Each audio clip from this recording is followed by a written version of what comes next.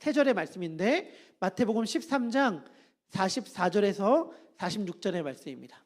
마태복음 13장 44절에서 46절 짧은 세 절의 말씀인데요. 우리 한 절씩 교독하도록 하겠습니다. 제가 44절의 말씀 읽습니다. 천국은 마치 밭에 감추인 보화와 같으니 사람이 이를 발견한 후 숨겨두고 기뻐하며 돌아가서 자기의 소유를 다 팔아 그 밭을 사느니라. 함께합니다. 극히 값진 진주 하나를 발견함에 가서 자기의 소유를 다 팔아 그 진주를 사느니라. 아멘. 이번 한 주 부활하신 예수님과 동행하며 사셨나요? 기억하시죠? 예수님 부활한 거 진짜입니다. 팩트입니다. 여러분들 이 사실 의심하면 안 됩니다. 그런데 제가 지난주에 그런 말씀 드렸잖아요. 부활하신 예수님과 함께 살아간다면 망해도 괜찮다고. 그런데 여러분, 망해도 괜찮다는 게 도대체 무슨 뜻이죠? 저 목사님은 나보고 우리 사업이 망하라는 건가? 우리 가정이 망하라는 건가? 우리 자녀들이 망하라는 건가? 이렇게 얘기하는 거라고 여러분들 오해하시는 분은 안 계시죠? 제가 말하는 건 이런 거예요. 우리 왜 용서하기 힘들어하죠? 왜냐하면 용서했는데 상대방이 전혀 그 고마움을 알지 못할까 봐. 그러면 용서 괜히 했네. 왜 우리 희생하고 양보하기 싫어하죠? 나 희생하고 양보했는데 상대방이 그것을 계속 써먹기만 하고 나에게 조금도 고마움을 표시하지 않고 나를 그냥 이용해 먹을 것 같은 두려움 때문에 우리 양보하고 희생하기 싫어하잖아요. 왜 우리 정직하지 못하죠? 정직하면 괜히 조금은 부정직하게 행하는 사람들이 잘 먹고 큰 이익을 볼 때에 정직하게 행한다는 이유만으로 손해를 보거나 큰 이득을 보지 못할까 봐 우리 두려워서 정직하게 행동하지 못하는 거잖아요. 그런데 부활하신 예수님은 우리들에게 말하여 주는 거예요. 뭐라고 말해주냐면 괜찮아. 괜찮아. 그 사람이 네가 용서했을 때 하나도 고마워하지 않아도 괜찮아. 너가 그 사람을 향해 일방적인 사랑을 베풀었을 때 그 사람이 너의 사랑을 이용해 먹기만 하고 조금도 고마워하지 않아도 괜찮아. 너가 정직하게 살았을 때에 손해를 본다 하더라도 괜찮아. 왜? 내가 있잖아. 내가 있잖아. 내가 너와 함께 하기 때문에 나는 얼마든지 너의 상한 마음과 희생한다는 마음을 위로해 줄 수 있어. 그리고 망해도 얼마든지 너를 다시 일으켜 세울 능력이 있어 라고 예수님께서 말씀해 주시는 거예요. 제가 새벽 때 말씀드렸는데 이야기 드렸죠. 하나님은 우리를 책임질 자신이 있는 분이라고. 성경은 하나님께서 자신이 창조한 세계와 창조물에 어떻게 책임을 지시는가에 대한 이야기예요. 하나님께서 자신이 창조한 세계와 창조한 인간에 대해 책임을 지시는데 창조주이신 그분이 자신의 전 존재와 생명을 걸고 책임을 지십니다. 우리는 누구냐? 하나님께서 책임져 주는 인생을 사는 자들이에요. 그러니까 조금 손해봐도 괜찮아요. 하나님께서 책임져 주신다는 믿음을 가지고 양보하고 희생하고 정직하게 살아도 괜찮아요. 그리고 설령 그렇게 살다가 나의 삶이 무너진 것 같아도 괜찮아. 왜? 예수님이 함께 하시니까. 오늘 일방적인 사랑과 희생을 베풀다가 무너지고 좌절하고 낙담한 우리들에게 부활하신 예수님이 찾아가서 말씀하십니다. 괜찮아. 다시 시작해보자. 나와 함께. 나와 함께 다시 시작한다면 너 얼마든지 다시 일어날 수 있어. 이게 부활의 예수님이 우리들에게 주시는 메시지예요. 이번 한 주는 그 부활하신 예수님과 함께 멋지게 여유 있게 자유롭게 더 희생하고 더 양보하고 더 정직하게 살아가도 하나님이 나를 책임져 주시니 괜찮구나 하는 것을 온 삶과 전 생애로 누리는 하루가 한 주가 되기를 축복합니다. 아멘. 우리 오늘 말씀 나누도록 하겠습니다.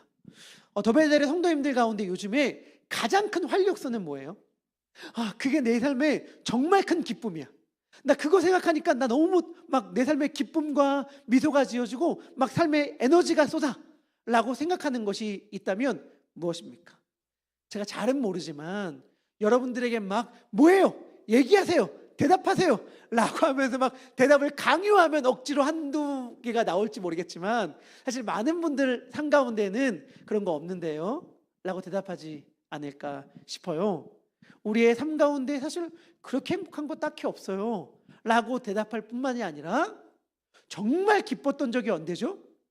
라고 묻는다면 너무 까마득한 옛날, 너무 아득한 지난날이지 않을까 생각합니다. 사실 우리는 기쁨을 잊어버린 지가 너무 오래되었죠. 너무 신기한 게 있어요. 요즘 시대에 가장 많이 듣는 말 중에 하나가 뭘까라고 생각해 보니까 도파민이더라고요. 도파민이 돈다. 난 도파민 중독되었다.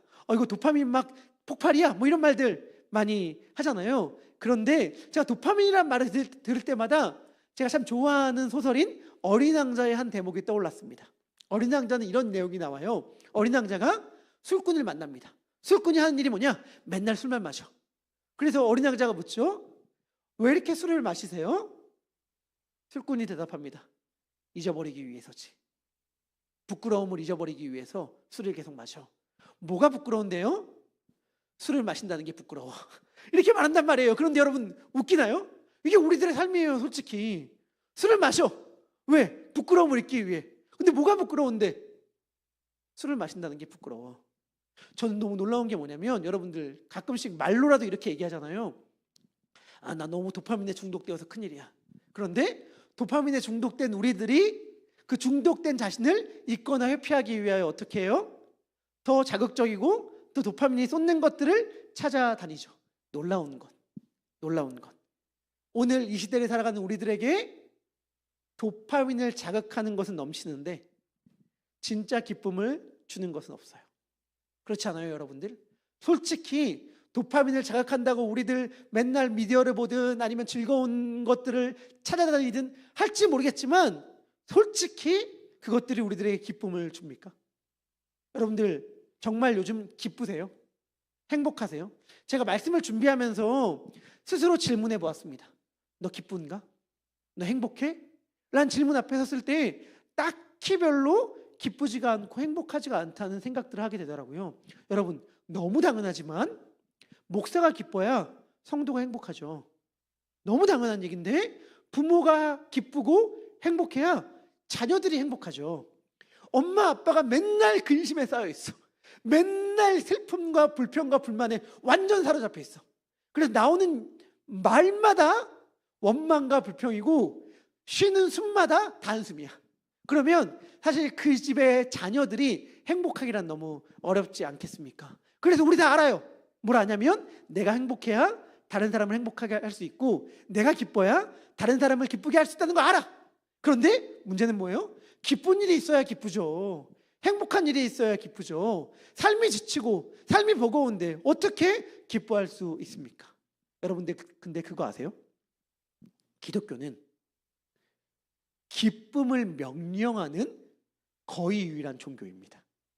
이게 너무 놀라운 특징을 알게 됐어요. 제가 많은 종교들과 가르침들이 희생해라, 양보해라, 베풀어라, 사랑해라, 집착을 버려라 라고 이야기를 하는데 심지어 더 나아가 절망에 빠지지 마 라고까지는 이야기할지 모르겠지만 야 너 기뻐해, 야 너 기뻐해 라고 기쁨을 명령하는 것은 기독교가 유일합니다.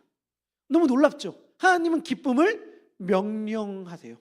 아니 우리는 대답합니다. 기뻐할 일이 있어야 기뻐하죠. 기뻐할 일이 있어야 기뻐할 일을 주셔야 우리가 기뻐할 수 있지 않겠습니까? 라고 이야기할지 모르겠는데 하나님은 단호하세요. 우리 다 아는 데살로니가전서 5장 16절 말씀. 하나님 뭐라고 명령하십니까?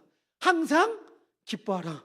우리는 기뻐할 일이 있어야 기뻐하죠 라고 이야기하는데 하나님은 항상 기뻐하라고 이야기합니다. 여러분 우리가 조증 환자도 아니고 정신병자도 아니고 어떻게 항상 기뻐합니까? 그리고 솔직히 내 삶을 봤을 때 눈물 나고 짜증 나고 답답한 일밖에 없는데 어떻게 기뻐할 수가 있습니까? 그런데 여러분 잘 아셔야 돼요. 우리가 그래서 기쁨이 없는 거예요. 우리가 그래서 기쁨이 없는 거예요. 무슨 말이냐? 여러분 우리의 삶을 누구보다 더 잘 아시는 분이 하나님이십니다. 우리의 삶의 눈물과 아픔을 누구보다 더 깊이 헤아려 주시는 분이 하나님이세요. 우리의 삶의 곤고함을 잘 아시는 하나님께서 기쁨을 명령하셨다면 아니 어떻게 내 삶을 뻔히 알면서 기뻐하라고 말할 수 있어요? 라고 따지는 것이 아니라, 하나님께서 어쩌면 이러한 나의 삶 가운데도 불구하고 기뻐할 수 있는 길과 힘을 주실 수 있을지도 몰라 라고 믿어야 돼요. 그러면 기뻐할 수 있는 길이 열려요. 그런데 그때 하나님 어떻게 기뻐해요? 하나님도 기뻐할 수 없어요 라고 이야기한다면 어떻게 될까요? 변화가 없죠. 기쁨 없는 어제와 똑같은 기쁨 없는 오늘을 살겠죠.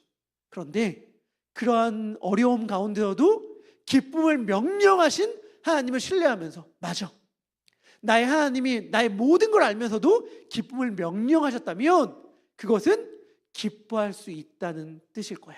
그러면 하나님은 나에게 어떻게 기뻐할 수 있는 힘과 길을 주시려고 하는 걸까?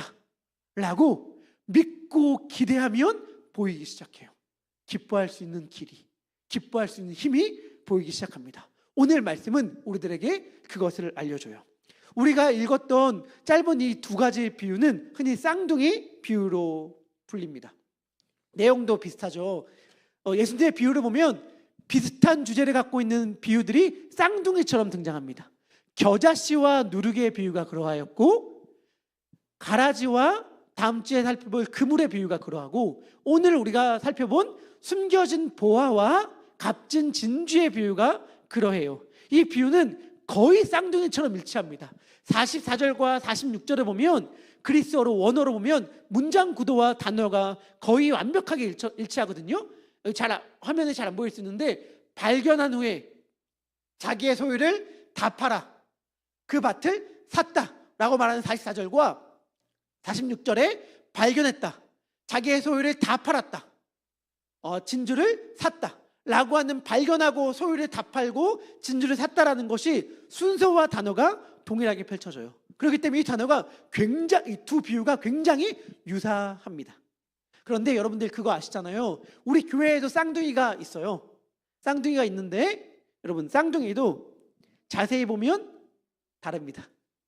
쌍둥이라고 해도 똑같은 사람으로 대하면 굉장히 서운해할 거 아니겠어요? 그래서 쌍둥이도 사실 그 차이점들이 있는데, 이 두 비유도 가만히 들여다보면 공통점도 있지만 차이점도 있습니다. 그것을 살펴보기로 하는데, 먼저 감추인 보화 비유입니다. 한 사람이 있었습니다. 그 사람이 밭에서 밭을 갈다가 밭 아래에 있던 보화를 발견했어요. 당시에 팔레스타인 지역에는 이러한 일들이 드물지 않았다고 해요. 왜냐하면 오늘날처럼 은행이 발달되어 있지 않잖아요. 금고가 발달된 것도 아니고. 그런데 그 지역은 전쟁이 잦았고 도둑들도 많이 있었단 말이죠. 그래서 내가 열심히 살다가 우리 마을에서 전쟁이 일어났어. 그럼 어떻게 해야 돼요?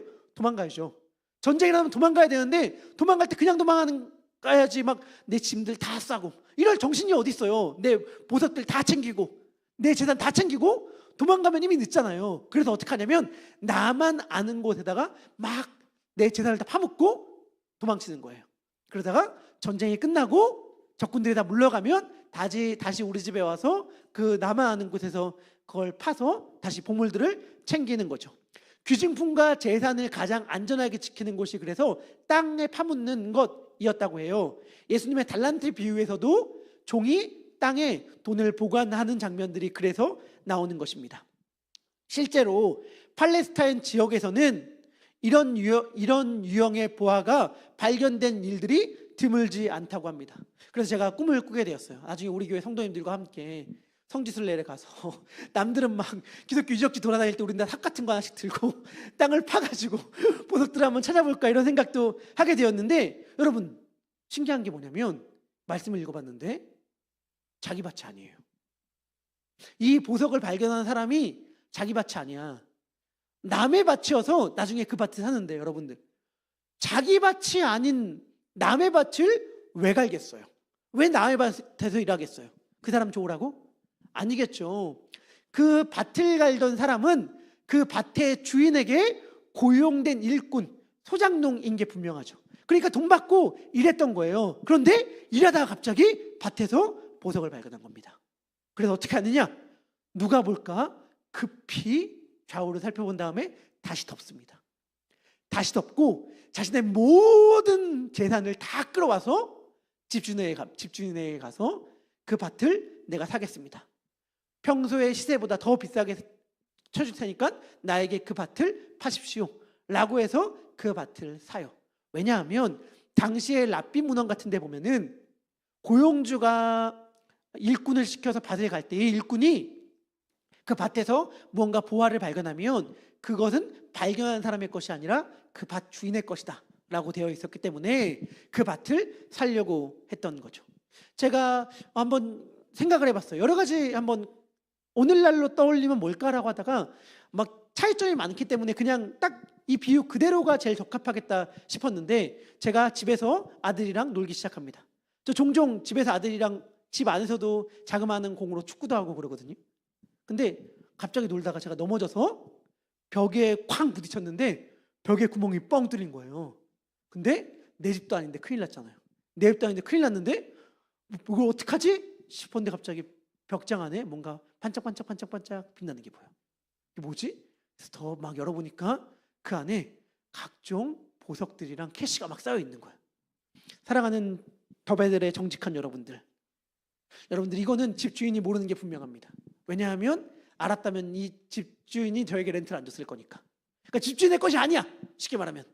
그런 상황에서 여러분들이라면 어떻게 하시겠습니까? 1번 집주인에게 알린다. 2번 경찰에 신고한다. 왜 3번을 말씀 안 하십니까? 궁금할 수 있어요. 왜냐면 1번과 2번은 아닌 게 분명하기 때문에 3번을 기다립니다. 뭐 이렇게 생각할 텐데 제가 그걸 보는 순간 갑자기 제 돈으로 벽을 말끔하게 수리한 다음에 론 받고 어떻게 빌리고 다 땡겨서 그 집을 사요. 여러분들, 제가 만약 그렇게 행동했다 하면 제 행동이 옳습니까? 제 행동이 윤리적입니까? 도덕적이라고 말할 수 있습니까? 이때 이 일꾼의 행동을 도덕적인 관점에서 보면 예수님이 하려는 말씀을 놓치는 거예요. 예수님은 도덕 교사가 아니고 여기서 어떤 도덕성을 이야기하려고 하는 게 아니에요. 여러분, 아니 어떻게 예수 믿는 사람이 정직해야지 라고 이야기하면 초점을 완전히 상실하는 게, 그럴 거면 이렇게 할 필요도 없어. 어떻게 할 필요도 없냐면 그냥 가져가지. 굳이 땅에 파묻고 갑자기 재산을 다 긁어가지고 그 밭을 왜 사요? 그냥 그 보석 가져가면 그만이지. 그러니까 중요한 거는 어떻게 하면 윤리적으로 정직하게 이 보석을 소유할 것인가가 핵심이 아니야. 예수님이 말씀하고 싶은 핵심이 뭐였냐면 그가 발견한 이 보석이 얼마만큼의 가치가 있는가를 말하고 싶었던 거예요. 얼마만큼의 가치가 있냐면 네가 가지고 있던 모든 재산을 다 팔아서 살 정도로 그 가치가 있다. 네가 가지고 있는 모든 소유와 기쁘게 바꿀 정도로 그 가치가 있는 것이 그 보석이다 라고 예수님께서 말씀하고 싶으셨던 거예요. 예수님의 초점은 가치에 있습니다. 이 비유의 핵심적인 단어가 뭐냐면 기뻐하며예요. 여기서 중요한 거는 그가 가진 소유를 다 팔았다, 얼만큼 희생했느냐, 얼만큼 포기했느냐 라고 하는 게 아니에요. 그가 발견한 기쁨이 얼마나 컸는가 하는 것입니다. 그가 발견한 보화가 얼마나 그를 기쁘게 했던지 그 기쁨에 압도당했기 때문에 그는 자기의 모든 소유, 전 재산을 팔아서라도 그것을 얻고 싶어 했습니다. 그것이 천국이라는 거예요. 천국은 하나님이 다스리시는 나라, 예수님과 함께하는 나라인데 예수님과 함께하는 삶이 너무 아름답고 너무 영광스러워서 그분과 함께할 수만 있다면 내가 가지고 있는 모든 것을 다 바쳐도 아깝지 않습니다 라고 이야기하고 싶다는 거죠. 마치 이런 것과 같아요. 여기 계신 많은 분들이 아마 다 대부분의 분들은 경험했을 터인데, 사랑하는 연인을 딱 앞에 두고 프로포즈를 하면서 내 모든 삶을 당신들을 위해 바치는데 조금도 아깝지 않습니다. 여러분들 이렇게 고백해서 지금 다 옆에 계신 분들과 앉아있는 거 아니겠습니까? 내 모든 삶을 다 당신들을 위해 드리겠습니다 라고 고백하는 그 마음, 혹은 이제 막 태어난 아이를 품에 안으면서 부모님이 이렇게 자기도 모르게 이야기하게 되는 거죠. 앞으로 내 모든 삶을 너를 위해 바칠게. 앞으로 내가 너를 위해 힘을 낼게. 내 전생애를 너를 위해 헌신할게 라고 하면서 아이를 품에 안은 엄마 아빠의 마음처럼 이 보석을 위해서라면, 이 보화를 위해서라면, 천국을 위해서라면 내가 가지고 있는 모든 것을 다 바쳐도 조금도 아깝지 않습니다 라고 고백하게 되는 것이죠. 바울은 이 보아를 만났습니다. 밭을 갈다가 우연히 보아를 만났던 이 일꾼처럼 바울도 길을 가다가 우연히 이 보아를 만났어요. 그리고 이렇게 고백합니다. 우리 빌립보서 3장 7절에서 9절의 말씀인데요, 우리 같이 큰 목소리로 함께 읽도록 하겠습니다. 읽겠습니다. 시작. 그러나 무엇이든지 내게 유익하던 것을 내가 그리스도를 위하여 다 해로 여길 뿐더러 또한 모든 것을 해로 여김은 내 주 그리스도 예수를 아는 지식이 가장 고상하기 때문이라.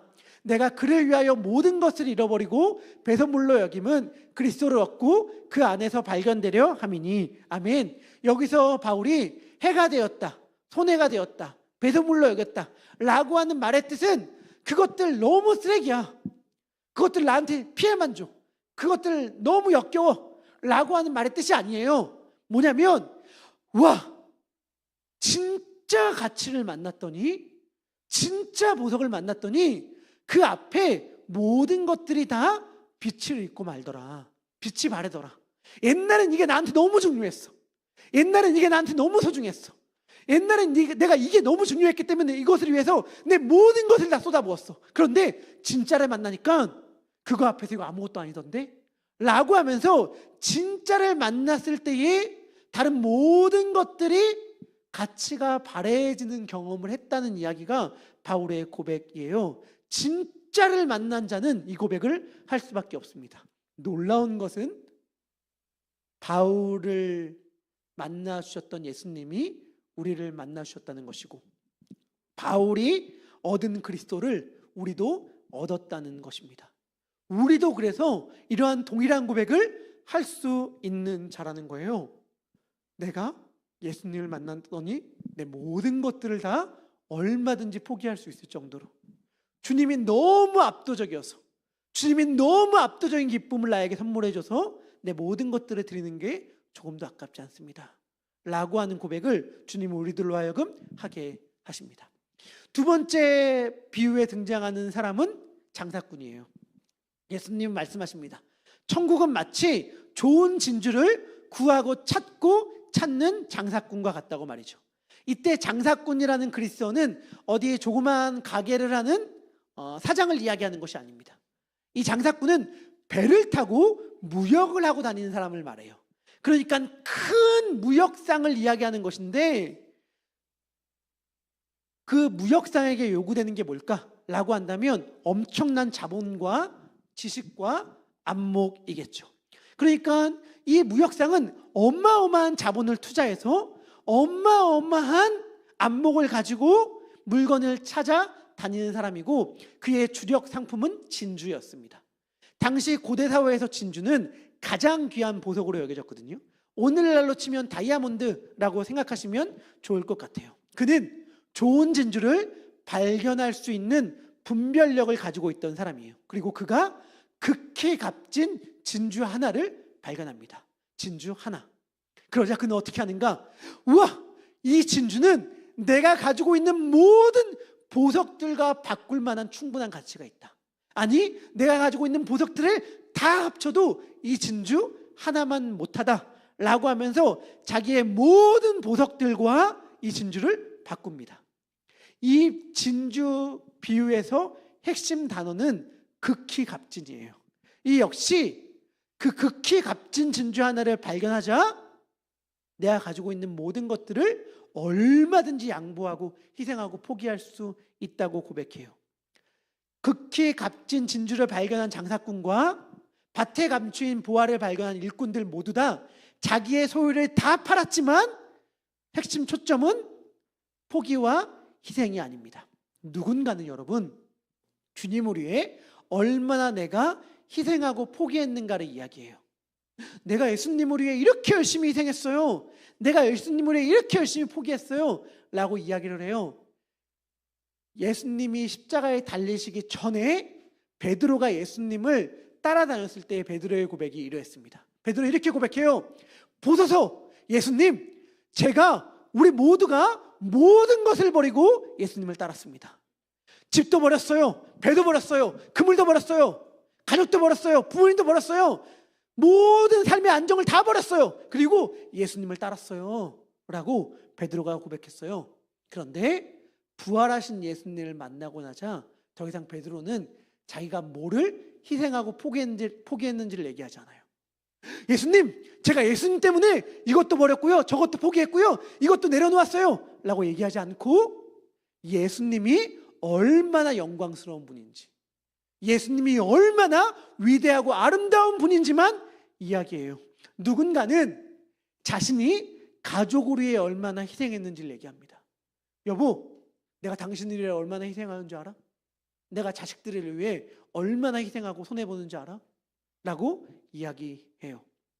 그런데 누군가는 자신의 남편이, 자신의 아내가, 자신의 자녀가 얼마나 아름답고 멋있고 좋은 사람인지를 이야기합니다. 그 대상의 충분한 가치를 발견한 사람에겐 자기 희생과 포기는 더 이상 중요한 것이 아니에요. 왜냐하면 그 발견한 대상의 가치가 너무너무 아름답고 고귀하기 때문이죠. 첫 번째 사람은 부활을 발견하려고 하지 않았어요. 그저 남의 밭에서 일하다가 우연히 발견했습니다. 두 번째 진주상인은 부활을 찾으려고 노력했어요. 값진 진주를 찾아다녔습니다. 그것이 그의 직업이고 소명이었어요. 이 차이는 의도적입니다. 사람들은 서로 다른 방식으로 천국을 발견합니다. 일상의 밭고랑을 갈다가 우연히 천국을 만나는 사람들이 있고, 평생 무언가를 찾아다니다가 마침내 발견하는 사람이 있어요. 누가 더 낫다고 말할 수 없습니다. 제가 아침 1부 예배 때는 참 재밌는 게 있어서 얘기를 들었는데, 그게 뭐냐면 우리 성도님 중 한 분이, 아버님이 아직은 예수님을 믿지 않는데 대표적인 무신론자셔요. 그래서 철학 교수님이신데 자기의 논문을 신이 없다는 것을 증명하는 논문을 쓸 정도로 이렇게 되게 무신론적 사상에 충실하신 분이거든요. 저는 그분이 예수님을 믿기를 원하는데, 그분은 만약 예수님을 고백하게 되면 어떻게 고백하게 될 것인가, 제가 예측하건대 이 진주를 찾아다니는 사람처럼 고백하게 되겠죠. 그러니까 진리를 찾고 찾으려고 하다가 마침내 발견하는 사람이 되는 거죠. 근데 아이러니하게도 그분의 따님은 우연히 예수님을 만나게 되었어요. 우연히 자녀들을 좀 더 맡기고 쉴 곳을 찾다가 예수님을 만나게 된 우연한 부활을 발견하게 된 분이거든요. 저는 우리가 굉장히 다양한 방식으로 예수님을 만나게 되고 천국을 경험하게 된다고 생각해요. 중요한 거는 어떻게 발견했느냐, 어떻게 만났느냐가 아니라 발견했을 때의 반응입니다. 그 반응. 만나는 순간 그 반응은 동일해요. 발견하는 방식은 달랐지만 반응은 동일합니다. 둘 다 자기의 모든 소유를 다 팔아서 사요. 왜요? 자기가 발견한 그것이 얼마나 가치가 있는지를 알았기 때문입니다.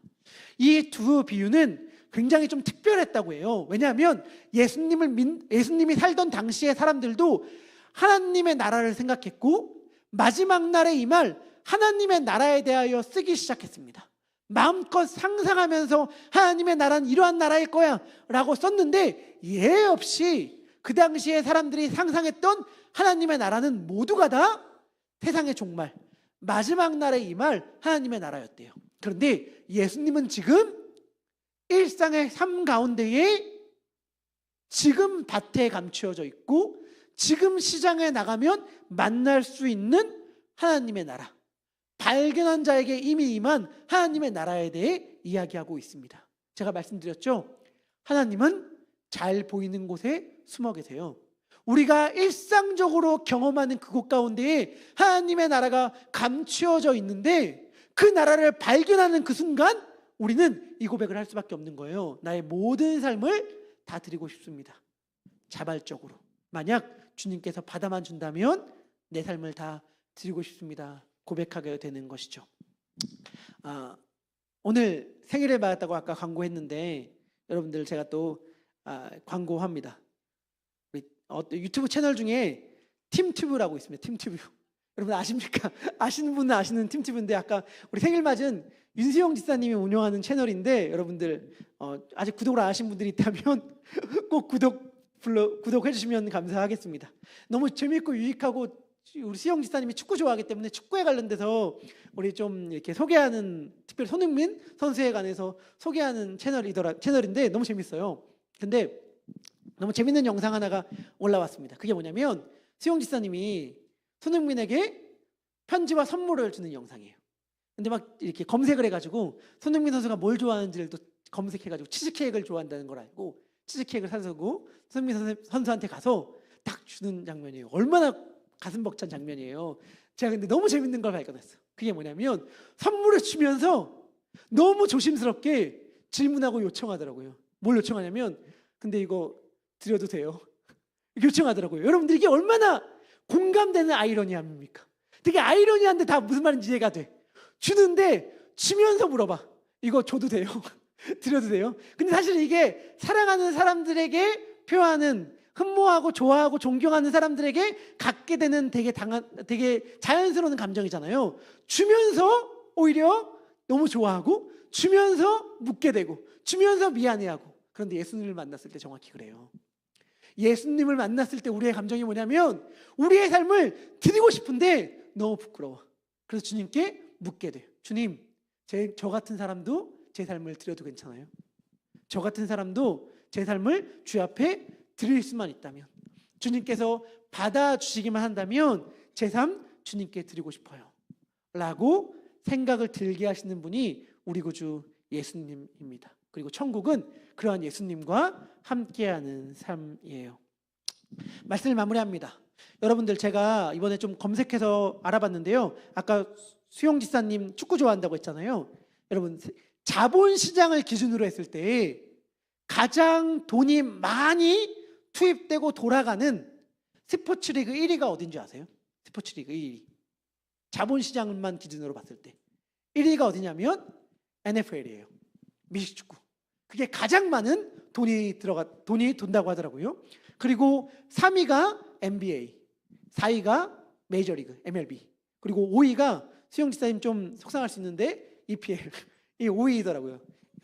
프리미어리그가 5위입니다. 자본시장을 기준으로 봤을 때 그래요. 그러면 팬수를 기준으로 봤을 때 어떠냐? 스포츠 종목의 팬, 어느 종목의 스포츠에 가장 팬이 많은가? 라고 했을 때 1위가 압도적으로 축구. 그리고 3위가 농구. 그리고 4위가 조금 낯설 수 있는데 하키라고 합니다. 필드 하키. 그리고 5위가 테니스라고 해요. 아무래도 야구 같은 경우는 하는 나라가 많지 않기 때문에 야구 같은 경우는 좀 순위가 뒤에 있는 것 같아요. 근데 여러분, 제가 2위를 말씀 안 드렸죠. 2위. 제가 가장 자본시장이 큰 스포츠 리그 2위, 그리고 가장 팬이 많은 스포츠 종목 2위를 말씀 안 드렸는데 이 2위가 같아요. 아시는 분들이 있을 수 있지만 많은 분들에게는 대다수가 낯설 수 있는데 2위가 뭐냐면 크리켓입니다. 크리켓. 저는 크리켓이 너무 인기가 많다는 걸 옛날에 들어가지고 이게 왜 인기가 많지? 해서 좀 살펴본 적이 있었는데 크리켓은 며칠씩 경기예요. 며칠씩. 근데 이게 영국과 영연방 국가들에겐 정말 어마어마한, 특히 인도 리그가 사실은 스포츠 리그로 2위라고 하던데 어마어마한 인기를 끌고 있는 스포츠라고 하더라고요. 영국과 영연방국에서 크리켓은 단순한 스포츠 그 이상이라고 합니다. 그리고 이 크리켓에 정말 슈퍼스타가 있었습니다. 19세기 말 케임브리지 대학, 영국 최고의 명문대학교 출신의 한 청년이 있었는데 그 청년은 영국 국가대표 크리켓팀의 주장이었고 최고의 천재 선수로 칭송을 받던 사람이었어요. 이 사람인데 찰스 토마스 스터드라는 사람입니다. 이 사람은 우리로 치면 손흥민, 리오넬 메시, 그 이상의 인기를 갖고 있던 국민적 영웅이었어요. 그런데 이 사람이 자기 크리켓 선수 생활 커리어 하이, 정점을 찍었을 때 정점을 찍는 바로 그 시기에 모든 선수 생활을 뒤로하고 자기의 캠브리지 동료들과 함께 중국으로 선교를 갑니다. 이 사람의 아버지는 인도 무역을 했기 때문에 굉장한 부자였거든요. 자기가 갖고 있는 어마어마한 재산 역시 굉장히 많은 신학교와 교회와 어려운 이들을 위하여 다 기부한 다음에 중국으로 선교를 떠나요. 그래서 10년 동안 중국 땅을 위하여 선교에 헌신합니다. 그러다가 건강이 악화가 돼요. 건강이 악화가 돼서 다시 영국으로 돌아와서 몸을 치유하기 시작합니다. 몸을 치유해서 조금 몸이 회복되니까 영국과 주변에 있는 대륙들과 나라를 돌아다니면서 설교를 하기 시작해요. 설교를 하면서 수많은 청년들을 선교사로 헌신시킵니다. 그런데 그러다 보니까 자기도 다시 심장이 뛰기 시작하는 거예요. 몸이 어느 정도 건강이 회복되니까. 그래서 이번엔 인도로 갑니다. 인도로 가서 다시 6년 동안 선교에 헌신하기 시작해요. 선교에 헌신하다가 몸이 다시 건강이 안 좋아지기 시작해요. 그러자 다시 영국으로 돌아가요. 그래서 영국에서 치료하고 있었는데, 영국에서 치료하고 있을 때에 적지 않은 나이죠. 53살에 되었을 때에 갑자기 신문에서 한 포스터를 보게 되었습니다. 선교사를 모집하는 포스터였는데 그 내용이 이랬어요. 식인종도 선교사를 기다립니다. 식인종도 선교사를 기다립니다. 그 말에 갑자기 스터디의 마음이 뛰기 시작합니다. 그래서 다시 그 병약한 몸을 이끌고 아프리카 콩고라는 곳에 가서 선교에 헌신해요. 그리고 18년 동안 콩고에서 선교 사역을 하다가 그곳 가운데서 생을 마감합니다. 그분이 장례를 할 때에 그분의 장례식에 아프리카인들 7,000명 정도가 모였다고 해요. 그리고 그를 칭송하면서 존경하며 장례식을 거행했다고 합니다. 그가 했던 유명한 말들이 많이 전해지고 있는데, 예를 들면 이런 거예요. 어떤 말들을 했냐면, 여러분, 아니 금광이 저기 있다고 말하면 금광을 얻기 위해서도 여러분들 그곳에 찾아가지 않습니까? 좋은 일자리 있다고 하면 좋은 일자리 얻는다고 그곳에 가지 않습니까? 자녀들 교육, 이곳 가운데 잘 돼 있다고 하면 자녀들 교육 위해서 그곳 가운데 이사하고 심지어 이민도 가지 않습니까? 심지어 이민도 가고 이사도 가고 일자리 찾아서 저기도 가고 여기도 가는데, 하나님의 나라를 위하여 거기로 가는 왜 나를 이상하게 봅니까? 아니, 자녀들 교육 위해서는, 당신들 일자리 위해서는 그렇게 먼데도 찾아가는 거 조금 더 주저하지 않으면서 나는 그것과는 비교할 수 없는 위대하고 고귀한 가치를 위해서 가는데 왜 나를 이해하지 못하는지 난 도무지 당신들을 이해할 수 없습니다 라고 이야기했는데, 이분이 몸담았던 선교단체가 나중에 웩이라는 선교단체로 발전되거든요. 그 웩이라는 선교단체의 모토이기도 하고, 이분이 했던 가장 유명한 말이 뭐냐, 이 말입니다. 예수 그리스도가 하나님이시며 나를 위해 죽으셨다면 그분을 위한 나의 어떠한 희생도 결코 크다고 할 수 없다. 예수님이 하나님이시며 그분이 나를 위해 죽으셨다면, 사람들은 이야기해요. 그 많은 재산들을 다 어떻게 포기할 수 있었죠? 그 많은 명예를, 그 많은 학벌을 어떻게 다 포기할 수 있었죠? 라고 이야기할 때, 예수님은 하나님이신데 그분이 나를 위해 포기하신 걸로 생각하면 나의 그 어떠한 희생도 결코 크다고 할 수 없습니다 라고 그는 고백했습니다. 그리고 이 고백이 우리에게 있다면 항상 기뻐할 수 있습니다. 사랑하는 도베델의 성도님들, 예수님은 찰스 토마스 스터드만 위해서 죽으셨습니까? 아니면 우리를 위해서도 돌아가셨습니까? 예수님은 그분의 예수님이시기만 합니까? 아니면 우리의 예수님이기도 합니까? 제가 새로 우리 오늘을 모셨는데 새로 이렇게 예배 오셔가지고 출석하고 계신 사모님이 계세요. 정윤승 사모님이라고 계신데, 제가 사모님이랑 약속했어요. 뭐냐면 우리 4월 26일 제 생일 전날인데 같이 특송합시다. 주일날 예배 때 같이 특송합시다 이렇게 얘기했어요. 그분이 그래서 같이 하기로 약속했거든요. 근데 제가 노래를 하는 걸 너무 좋아해서 그렇게 한 것도 있지만, 그거보다도 이유가 있어요. 공명도사 정하고 우리 같이 연습하기로 했어요. 그분이 사모님으로 평생을 살았는데 말씀해 주셨어요. 뭘 말씀해 주셨냐? 자기가 심장 수술을 4번 했대요. 그리고 암 수술을 3번 했대요. 그리고 무릎을 양쪽 다 수술했대요. 손의 관절염이 너무 심해서 물건을 못 짚는데요.